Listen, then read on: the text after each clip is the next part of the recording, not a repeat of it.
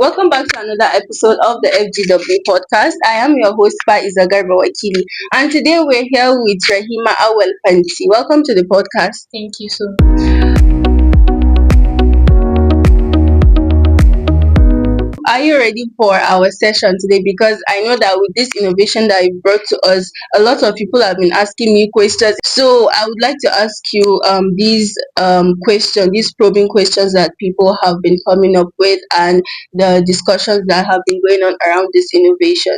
For those who don't know you yet, who is Rahima Awel Panti? Okay, my name is Rahima Awopanti. I'm 15 and an award-winning writer. I was born in Lagos State but have lived a few years here in Niger State. What is your interest in innovation? What actually puts your interest in this innovation? From a young age, I started questioning things. Why does it have to be this way? Why is it so normalized? Why are problems so normalized? If something is bothering you, why can't you speak up and do something about it?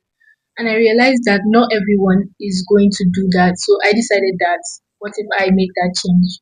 Mm. Since you are 15 years old and we currently know that you're still in school, so how do you balance your school and your projects? Contrary to what other people think or how they put it, school doesn't actually take it only takes like 8 hours of your life. It doesn't take the whole 24 hours. So I don't think it would be a good excuse to say that just because I'm going to school, I don't want to make a change or I can't do other things. School is not the whole, doesn't encompass the whole It doesn't trajectory take of all my your life. time. Exactly. Okay, so now coming to this, your innovation of making pads, sanitary pads from farm waste. So, what inspired you to start making this sanitary pad from the farm waste, and what materials did you use? Okay, so I mentioned before that I started questioning things and why does it have to be this way?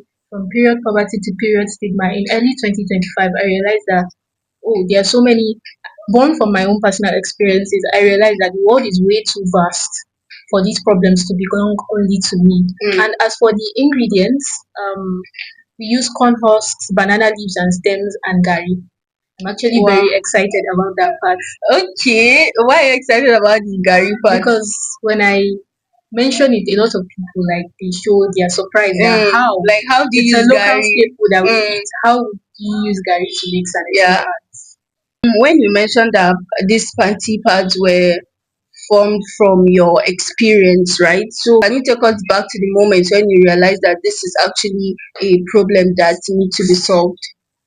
Okay, so I think I've been having my period for about 3 years now, and then I would randomly go out on the streets when I was like, you face cramps. It's very uncomfortable. The pad is not comfortable at all.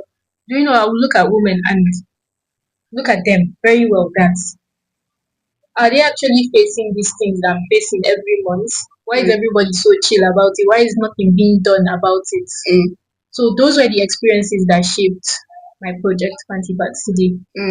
Okay, from not just your own experience, but from what other people are also facing. That's the period stigma And that period is poverty. happening. You see, we are not just a product, we also aim to be a movement against period poverty because in places, especially in Africa, menstruation still remains a shameful conversation. Yeah, as much as we are in the 21st century now that we need to be more evolved and be free to talk about things like this and make it more like making an awareness to people, it's being treated like something that should be a shame, right? Mm. So now, can you tell us how long it took you to develop your first sample of the panty pads? Okay, so I actually got this idea in early 2025 and I only started actively working towards it in late 2025.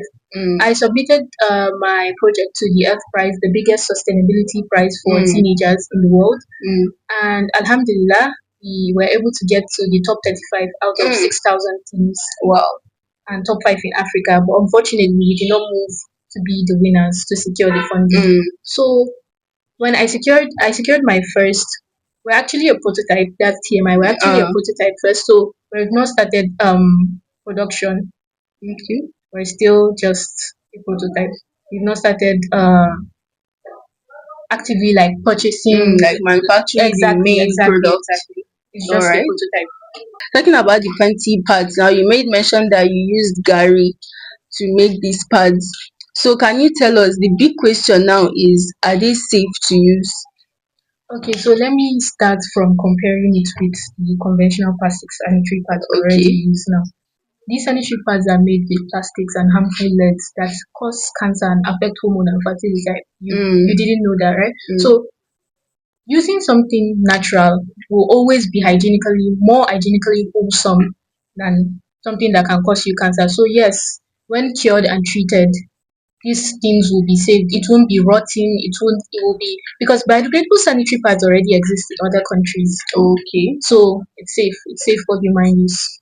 So talking about this Gary you made mention that you use, how do you actually make use of it to create these pads? That's a trade secret. Okay, okay, no problem. She's trying to hide the main ingredients from us now, no problem. No matter how long it takes, we'll find out. Find out, but not now. All right. So now being recognized among Africa's top teams in the Earth Prize is a huge achievement. So can you tell us how it feels to see that an idea that just started small is now being internationally recognized? Okay, so when I first started gaining global recognition, I've had a lot of compliments that this person is not 15, and I'm honestly so honored that my project has reached a point where people do not believe my age. And I'm very, very happy and honored as well that I can be an inspiration to older people and the younger generation to show that maybe the younger people are capable of something as well. Exactly. So other people too are capable of doing something, because achieving such recognition at 15 years old is actually something huge for her. So now let's talk about the challenges you faced during this encounter of yours in making the panty pads. Okay, one of the biggest questions is funding challenges, and that is the main reason why we've not progressed from this stage, from the prototyping stage, is funding challenges. And another question is trust. Okay. Because I said before, I've been gaining global recognition, so I've been seeing comments that oh, it's not safe, you're not going to use it, it's not safe. Yes, like that is not safe. I've also been hearing that a lot. It's not safe. I can't use it. So can you Exactly. tell us why it is safe? After being produced, it is cured in a way, it's hygienically processed in a way that it's even more wholesome, even more hygienically wholesome than the plastic ones. Like I said before, the plastic ones already cause cancer and affect hormone and fertility. So when it comes to decomposition, how fast will it decompose? 6 to 12 months. Okay. So compared to the conventional pads, how long does it take? The conventional pads take 500 to 800 years. 500 to 800 years. Wow. Okay. So we're not only tackling one problem, that is environmental pollution, we're also tackling two problems because the aim of fancy pads is to be cheap, very accessible for the average woman. And I mentioned before, biodegradable sanitary pads already exist, but it's an exclusive product. I can't afford it. I'm in an urban area. I have internet access. I have a phone, but I can't afford biodegradable sanitary pads because it has become an exclusive product. And the average woman, you don't expect her to pick up a phone and start ordering it online. Most of them in the rural area, they don't even have this access to internet. Exactly. So now we will say that we are killing two birds with one stone. All right. Can you tell us the impact your innovation has so far? Okay, so if it had started being used, Nigerian women alone annually they produce 144,000 tons of menstrual waste annually. If even only 10% made that switch to biodegradable sanitary pads, we would cure at least 14,400 tons of plastic waste. And then the health issues as well. Because a researchers in Salerno, Italy, recently found microplastics in the human body. So, and a good amount of those microplastics can be traced down to the menstrual hygiene products we use. That is the plastic sanitary pad. So there's a high chance as we speak right now there are microplastics in our body. Oh, wow. When it comes to advising the younger generation, or rather young Nigerians, who do you think Sorry, what message would you leave to young Nigerians who think they are too young to make a difference? I actually view myself as a very young person, as a very ordinary person rather. And when I submitted, I almost didn't submit for the F prize. You were doubting yourself? I was doubting myself. What were the chances that ordinary me, I'm just very my what were the chances that I would actually get somewhere? And when I saw the email that confirmed I was actually one of the scholars, because that's what they are called. So students participants are called scholars. I was so amazed. I was like, oh, and I want to encourage them that imposter syndrome shouldn't be behind them. You, as long as you're living, you're breathing, you can achieve something. You can do something great for the planet and for people around you, for your immediate community. You're not too young.